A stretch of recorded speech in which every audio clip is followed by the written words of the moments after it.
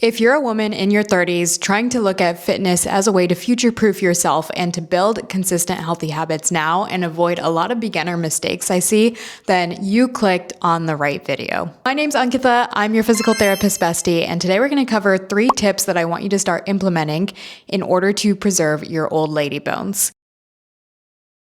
So, quick science lesson for you. After the age of 30, for most of us, we start noticing some decreases in our estrogen level. Estrogen is super important in maintaining our muscle mass and our strength and preserving our bone density.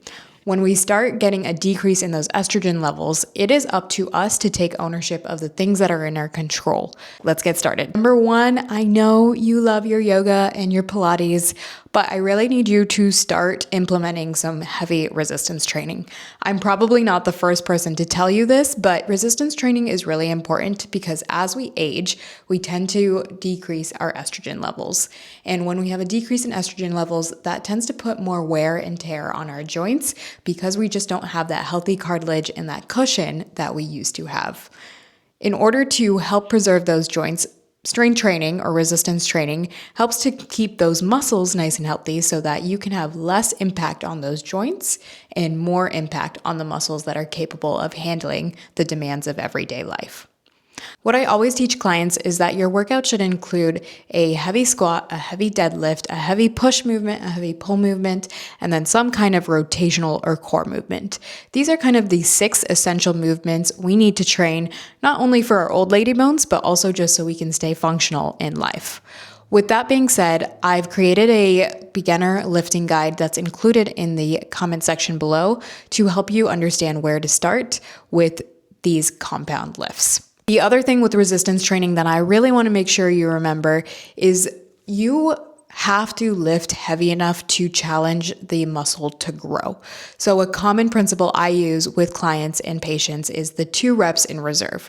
Meaning when you are doing, let's say, a squat, you should be lifting at a level where you could only do 1 or 2 more squats with that weight after the end of that rep range.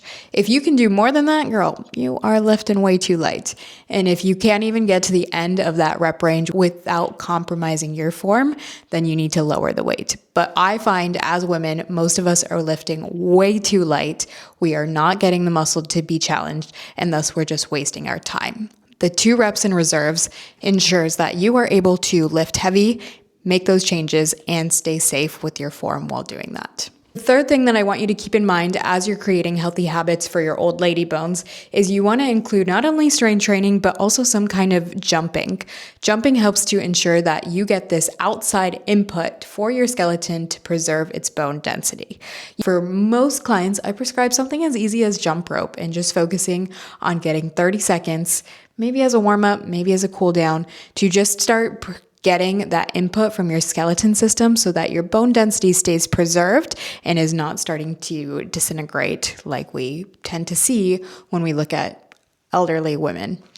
So include some kind of jumping. And last thing, this is kind of more on the nutrition standpoint.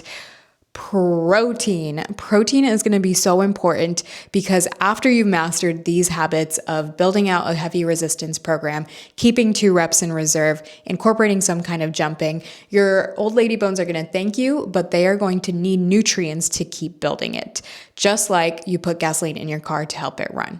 The good guideline I like to follow personally is 1 gram of protein per pound of body fat. I know that might sound like a lot, but you really need that building block in order to help those muscles build and grow. In fact, that's kind of how I started noticing the biggest changes in my own body composition when I started focusing on increasing my protein intake. If you have any health issues or nutritional issues or a past history of eating disorder, obviously work with a professional nutritionist, dietitian to make sure that you are finding a diet that works for you. So if you start incorporating these tips into your workouts and into your daily life, I promise your body rent is going to be so much more effective. Your old lady bones are going to thank you.